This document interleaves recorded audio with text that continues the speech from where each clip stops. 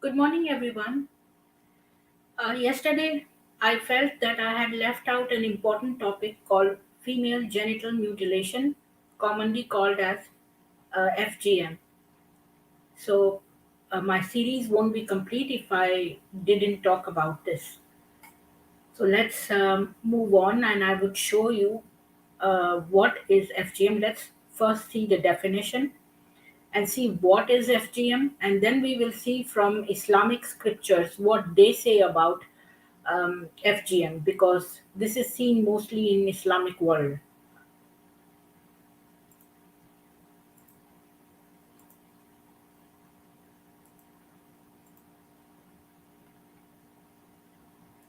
So this is the WHO site, UNICEF site, and it says at least 200 million girls and women alive today living in 30 countries have undergone FGM. And there it gives you a definition. Female genital mutilation, FGM, refers to all procedures involving partial or total removal of the female external genitalia or other injury to the female genital organs for non medical reasons. So there we have the definition. Now, going further, I would like to see the WHO site. What does it say?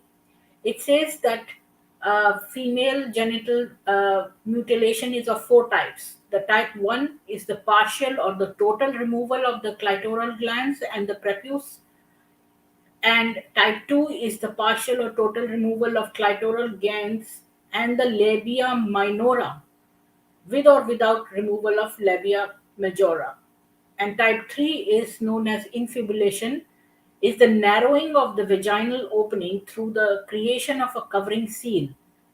The seal is formed by cutting and repositioning the labia minora or labia majora, sometimes through stitching, with or without removal of the clitoral prepuce.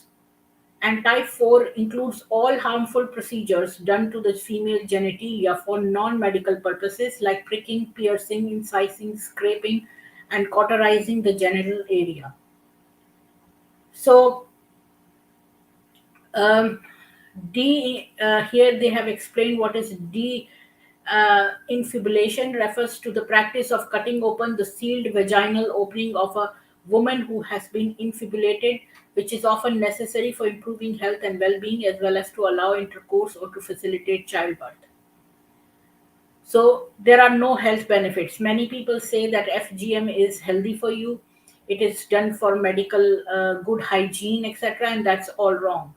And immediate complications can be severe pain, excessive bleeding, genital tissue swelling, fever, infections, urinary problem, wound healing problems, injury to surrounding genital issues, shock, and death. And long term complications are urinary problems, vaginal problems, menstrual problems, sexual problems, and increased risk of childbirth complications and need for later surgeries like sealing or narrowing of vaginal opening may lead to practice of cutting open the sealed vagina later to allow for sexual intercourse and childbirth, and psychological problems. And since this is carried out in from girls who are infants till adolescents, and sometimes on adult women, and more than 3 million girls are estimated to be at risk, and that data we got from UNICEF is 200 million girls and women alive today have undergone FGM. So this is what I wanted to share with you about FGM, to know what it is. And now let us see what the Islamic scriptures have to say. So, this is Sahih Bukhari, which is an authentic hadith book. It's book 77 and hadith 108 says, I heard the Prophet, narrated Abu Huraira. So, Abu Huraira is saying that he had heard Muhammad saying, five practices are characteristics of the fitra: circumcision, shaving the pubic hair, cutting the mustaches short, clipping the nails, and depilating the hair of the armpits. So, among these five important things, one is circumcision, and that is why in the several videos that I had shown you.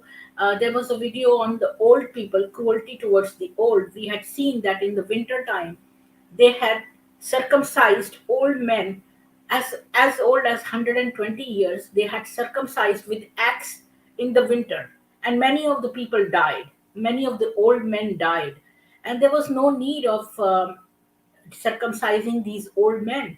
But circumcision is like a compulsory thing for all Islamic men. And we see in many communities in Islam, women are also circumcised. So let's move on to the next one. It says Sunan Abu Dawud. It's a book 43 and hadith number 499. Narrated Atiyya al Ansariya.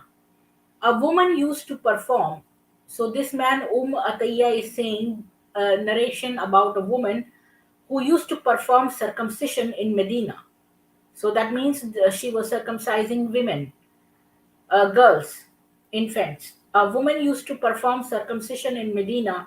The Prophet said to her, "Do not cut severely, as that is better for a woman and more desirable for a husband." So the Muhammad was telling her, don't cut the girl severely, because it is better for woman and more desirable for a husband. So which has this hadith has been taken by people in their own manner, and they think that Muhammad is saying to cut for hygiene reasons or for cultural reasons or for different things. So this is another instance we find that Muhammad did not stop the woman that you don't cut her, but on the contrary, he said that do not cut her severely. So this is another evidence from Hadith. Now let's look at another example, which is from Daif al-Albani. It's a book 53 and Hadith 1245. It mentions about an old woman from Kufa. The grandmother of Ali ibn Gurab reported that al-Mujahir said, so this old woman who is the grandmother, she's saying that uh, al-Mujahir had said that he was captured, no, sorry, she was captured with some girls from Byzantium, and Uthman offered us Islam. So these girls which were captured were non-believers. But Uthman was trying to convert them, so Uthman offered us Islam, but only myself and one other girl accepted Islam. So there were two people, and this narrator, she and another girl accepted Islam. Uthman said, "Go and circumcise them and purify them." So Uthman was saying that those two girls should be circumcised. So circumcision was became a compulsory thing in those days. All women were also circumcised, and we have this evidence right here, which says that they were asking new convertees to Islam to circumcise themselves. And as we had seen that they had gone and not spared old men also in winter, and many died, but they would not stop. These people circumcise every woman and every man in Muhammad's time, as is evident from these hadiths. Now,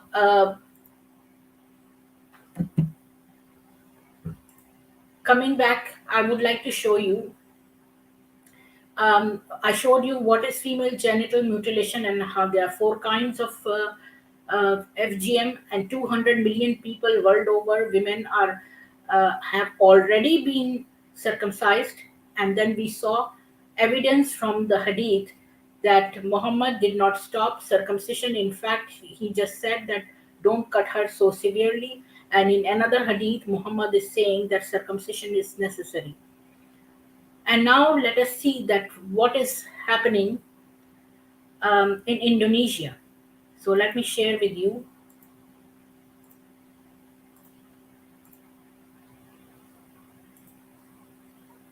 So it says the day I saw 248 girls suffering genital mutilation. So here it says that it was 9:30 a.m. on Sunday, and the mood inside the school building in Bandung, Indonesia is festive. Mothers in headscarves and bright lipstick chat and eat coconut cakes. Javanese music thumps from an assembly hall. There are 400 people crammed into the primary school's ground floor.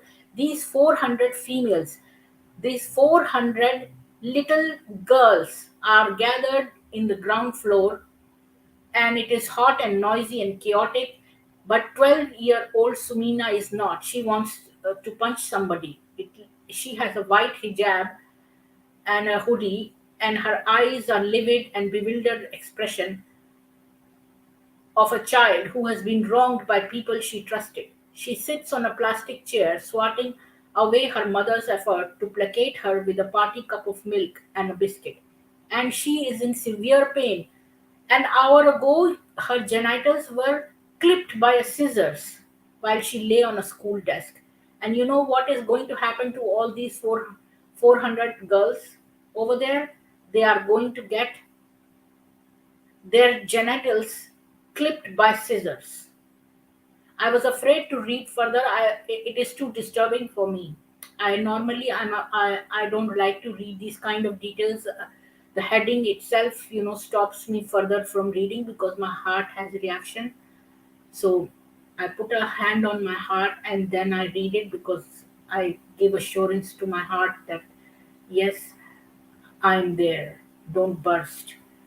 So I will try to read, and when I cannot, I will just stop and you can open this site and read it yourself. So during the morning, 248 Indonesian girls undergo the same ordeal. Sumina is the oldest, the youngest is just 5 months. Can you imagine 5 month old year infant that they are doing this? And they're doing it with scissors, not even with surgical instruments. They are just doing it so rudimentarily. In April 2006, and the occasion is a mass ceremony to perform sunnat. And you know what is sunnat? Sunnat means to follow Muhammad. So whatever Muhammad did, you follow him. That is called sunnat. So on female circumcision that has held annually, so they are holding it every year since 1958 by Bandung-based Yayasan Asalan, an Islamic foundation that runs a mosque and several schools. And the foundation holds the event in the lunar month of the Prophet Muhammad's birthday and pays parents 80,000 rupiah and a bag of food for each daughter they bring to cut.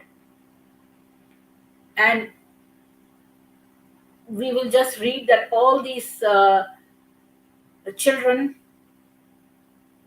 were mutilated, and see inside I was greeted by Hajela 57, a teacher and a midwife who would supervise the cutting. She was wearing a pink floral apron with frilly pockets. She had been a traditional midwife for 32 years. She had no formal training, so she has no surgical training. She's not a nurse also. So, boy or girl, I was almost 6 months pregnant at that time, and she was asking whether it was boy or girl. And when she said boy, she said praise Allah. And Hajjela insisted that the form of FGM they practice is helpful to girls' health. And she explained that they clean the genitals and then use sterilized scissors to cut off part of the hood or prepuce and the tip of the clitoris. So, how is this helpful to girls' health? I asked. It balances their emotions so they don't get sexually overstimulated. So, to curb the sexual desire of girls, that is the main reason that they are doing this. And it also helps them to urinate more easily and reduces the bad smell. And she also made a comment that my grandmother said that circumcised women cook more delicious rice. And this is what they did. And I don't want to read any further because it is horrendous how they were brought in the girls and how they were this 4-year-old girl laid down and uh, so see she clipped her with scissors and she said not much blood, all done. And the girl's scream was a long guttural rattle which grew louder as the midwife dabbed her genitals with antiseptic. So you see, this is what is happening. And In a dingy, crowded room, the cries merge with the sobs and screeches of other girls lying on desks, and the clucking of the midwives, because they are just doing it with scissors. And Etty was elated. She was 40 years old and she brought two daughters aged 7 and 3 to be cut.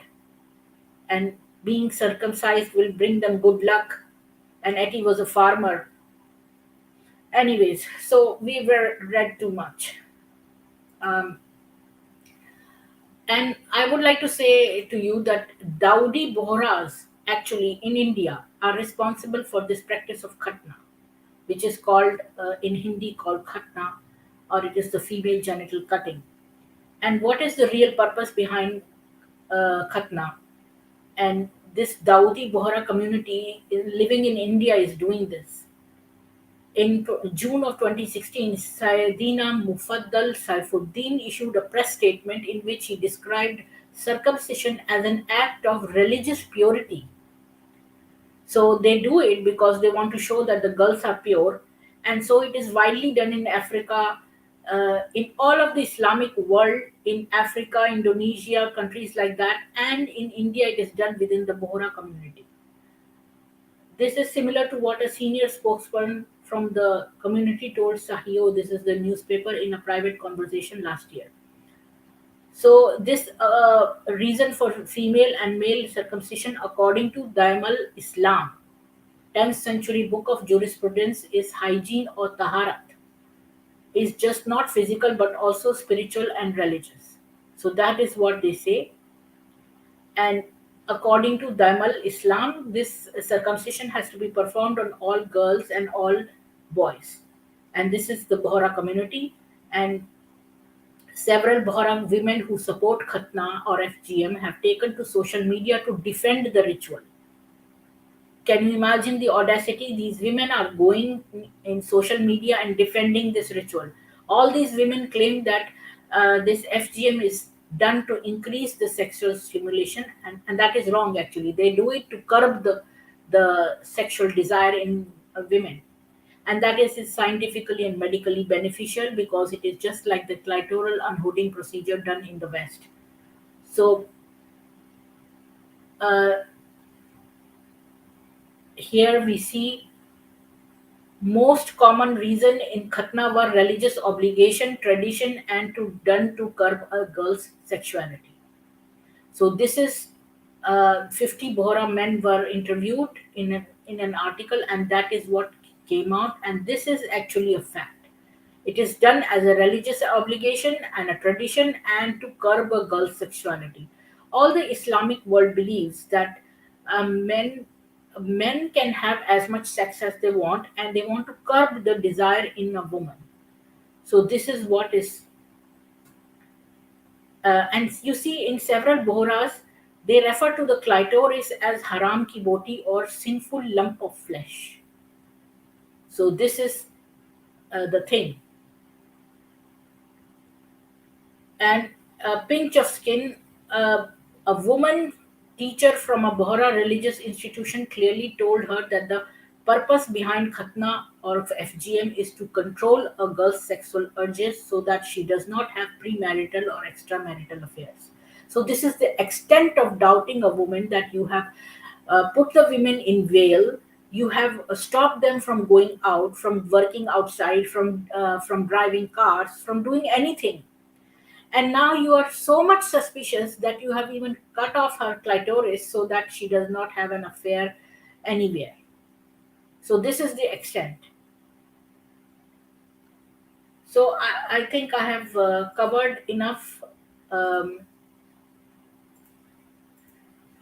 this is what I wanted to tell you, and basically, so this FGM practice, we have seen the evidence from the hadith that Muhammad is telling that circumcision is important and not to cut too severely. And we have seen that all over over Africa, African countries, and Indonesia, they follow circumcision for every girl.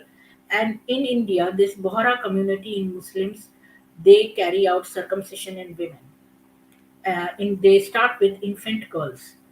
And can you imagine, in olden times they did not even have scissors or anything, and they used to do it with stone and axe, like we saw in old men who were axed in winter, and many of them died.